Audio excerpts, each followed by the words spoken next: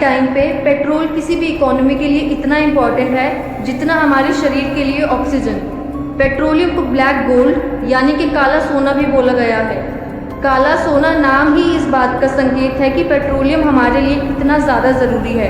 आज पेट्रोल के दाम आसमान छू रहे हैं, पर फिर भी पेट्रोल स्टेशंस पर लंबी लाइनें लगी रहती हैं।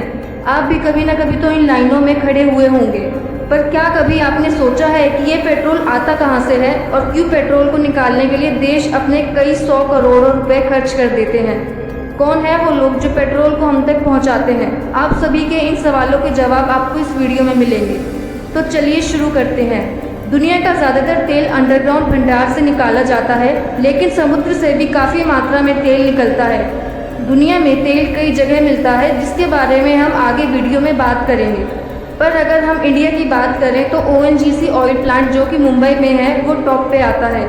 ONGC यानी कि oil and natural gas corporation limited, जो कि अरेबियन सी में लोकेटेड है, इसने अभी हाल ही में 2 ब्लॉक्स, एक अमृत और दूसरा मूंगा ब्लॉक में ऑयल और गैस की खोज की है। अगर हम विश्व स्तर पर बात करें तो गल्फ कंट्रीज़ के पास ही 40% क्रूड ऑयल के रिजर्व्स हैं। जैसा कि आप जानते होंगे कि पेट्रोल और डीजल क्रूड ऑयल से मिलते हैं। कच्चे तेल को गहराइयों से निकाल के उसको अलग अलग टेम्परेचर पे कंप्रेस किया जाता है, तो हमें पेट्रोल और डीजल मिलता है। Global energy research group Wood Mackenzie के सीनियर एनालिसिस्ट रॉबर्ट प्लमर के मुताबिक डीप वाटर एक्सप्लोरेशन के तहत जब समुद्र से तेल निकाला जाता है तो उसका कॉस्ट करीब $100 मिलियन से $200 मिलियन होता है, और इसके बावजूद समुद्र से तेल निकालने के चांसेस 4 में से सिर्फ 1 होते हैं। लेकिन समुद्र से तेल निकालने का प्रोसेस क्या है? महासागर से तेल निकालने के लिए ऑफशोर ड्रिलिंग प्लेटफॉर्म का यूज़ किया जाता है, जो ऑयल रिग्स के नाम से भी जाना जाता है। ये बड़े बड़े स्ट्रक्चर्स समुद्र के पानी पर तैनात किए जाते हैं।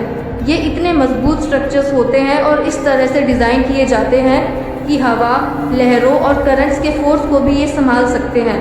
वे समुद्र की गहराई के मुताबिक या तो समुद्र तल पर अंकुरित किए जाते हैं या फिर समुद्र के सरफेस पर तैराए जाते हैं। सबसे पहले तो जहाँ समुद्र में तेल पाया जा सकता है उस जगह को ढूंढने में सालों लग जाते हैं और कई अरबों रुपए खर्च हो जाते हैं। फिर जब वो जगह पाई जाती है तो ऑफशोर तेल निकालने का पहला स्टेप है नीचे के समुद्र तल में एक ऑयल रिजर्वॉयर यानी कि तेल भंडार की खोज करना।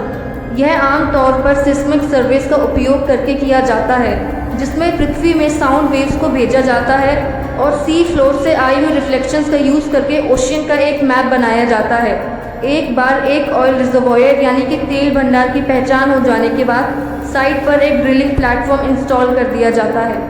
अब आती है ड्रिलिंग की बारी। जब हम समुद्र के फ्लोर यानी कि तल पर ड्रिलिंग शुरू करते हैं, उससे पहले समुद्र तल पर ड्रिल करने वाली मशीन, जिसको ड्रिल बिट भी बोलते हैं, वो इंस्टॉल कर दी जाती है। समुद्र के फ्लोर पे जो ड्रिलिंग होती है वो उसी ड्रिलिंग के बराबर है जैसे कि हम घर में नल लगवाते समय दीवार में ड्रिलिंग करते हैं। ड्रिल बिट एक स्ट्रिंग ऑफ पाइप से अटैच होती है, जिसको ड्रिल रिग रोटेट कराता है, जो कि ऊपर प्लेटफॉर्म से अटैच्ड होता है। जैसे ही ड्रिल बिट समुद्र तल में एंटर करता है वो वहाँ एक छेद बनाता है, जिसको वेल बोर भी कहा जाता है। वेल बोर बेसिकली एक तरह से कुआं होता है। कुएं को ढहने से बचाने के लिए और कुएं और आसपास के पत्थरों के बीच एक बैरियर बनाने के लिए कुएं को स्टील से ढक दिया जाता है। जब एक बार कुएं को काफ़ी गहराई तक ड्रिल कर दिया जाता है, अगला कदम तेल को सतह यानी कि सरफेस तक लाने के लिए एक रास्ता बनाना होता है। इसे परफोरेशन गन का इस्तेमाल करके केसिंग में छोटे छोटे छेद बनाकर किया जाता है। गन केसिंग एक्सप्लोजिव्स यानी कि विस्फोटक फायर करती है, जिससे छोटे छेद बनते हैं जो तेल को वेलबोर में बहने की इजाज़त देती है। ये पूरा प्रोसेस ख़त्म होने के बाद तेल को कई सारी पाइप और पंप का यूज़ करके सतह पर लाया जाता है। समुद्र से निकला गया तेल आमतौर पर तेल, गैस और पानी का मिश्रण होता है।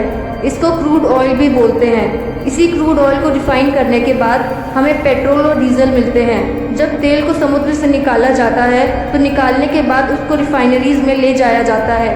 वहाँ पे अलग अलग टेम्परेचर पे उसको उबाला जाता है और उबालने के बाद अलग अलग टेम्परेचर पर हमें तरह तरह की चीज़ें मिलती हैं।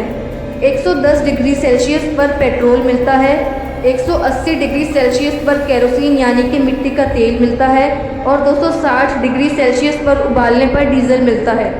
ऑफशोर ऑयल एक्सट्रैक्शन एक कॉम्प्लेक्स और रिस्की प्रोसेस है जो पर्यावरण को काफ़ी नुकसान पहुंचा सकता है और जिसमें इस पूरे प्रोसेस में इन्वॉल्व वर्कर्स की सेफ्टी पर भी सवाल खड़ा होता है। ऑफशोर ड्रिलिंग के साथ जुड़े सबसे बड़े रिस्क में आते हैं ऑयल स्पिल्स। ऑयल स्पिल्स टैंकरों, रिगों, कुओं और ऑफशोर प्लेटफॉर्म से कच्चे तेल या रिफाइंड पेट्रोलियम के समुद्र में निकलने से होते हैं। ऑयल स्पिल्स जैसी आपदाओं के गंभीर सोशल, इकोनॉमिक और एनवायरमेंटल इम्पैक्ट्स हो सकते हैं। एक ऐसा ही हादसा 2010 में मेक्सिको में हुआ था जिसको डीप वाटर होराइजन डिजास्टर भी बोला गया है। डीप वाटर होराइजन एक ऑफशोर ऑयल ड्रिलिंग प्लेटफॉर्म थी जो मैक्सिकन खाड़ी में मेक्सिको से निकट थी। 20 अप्रैल 2010 को एक विस्फोट हुआ जिसकी वजह से बहुत सारा तेल और गैस समुद्र में बह गए। इस विस्फोट की वजह से तेल समुद्र के सरफेस पे ऊपर आ गया और ये समस्या इतनी बड़ी हो गई कि काफ़ी लंबे समय तक तेल और गैस समुद्र में निकलती रही। ऑयल स्पिल के जोखिम को कम करने के लिए ऑफशोर ड्रिलिंग प्लेटफॉर्म्स को सख्त सुरक्षा नियमों को फॉलो करना होता है और इनको समय समय पर मॉनिटर किया जाता है। ड्रिलिंग मशीन के प्लेटफॉर्म की रेगुलर इंस्पेक्शन होती है और ऑयल स्पिल को रोकने के लिए अब तो एडवांस टेक्नोलॉजीज़ का यूज़ होने लगा है। ऑफशोर ऑयल एक्सट्रैक्शन का पर्यावरण पे एक और नेगेटिव इम्पैक्ट पड़ता है और वो है समुद्री जीव पर। ड्रिलिंग ऑपरेशन की आवाज़ और वाइब्रेशन से समुद्री जीवों की बिहेवियर पे गलत असर पड़ता है। वहीं ऑयल स्पिल्स पानी को प्रदूषित कर सकते हैं जिससे कि कई मछलियाँ और बाकी समुद्री जीव मर जाते हैं। इन समस्या को हल करने के लिए ऑफशोर ड्रिलिंग प्लेटफॉर्म्स को एनवायरमेंटल नियमों और बेस्ट प्रैक्टिसेस का पालन करना आवश्यक है। इनमें कई मेजर्स इंक्लूडेड है जैसे कि किसी भी ऑयल स्पिल को जल्दी से रोकना और साफ करना, कोई भी कच्चे तेल से भरी हुई शिप को वहां ना जाना जहां समुद्री जीवों की आबादी काफ़ी ज़्यादा हो।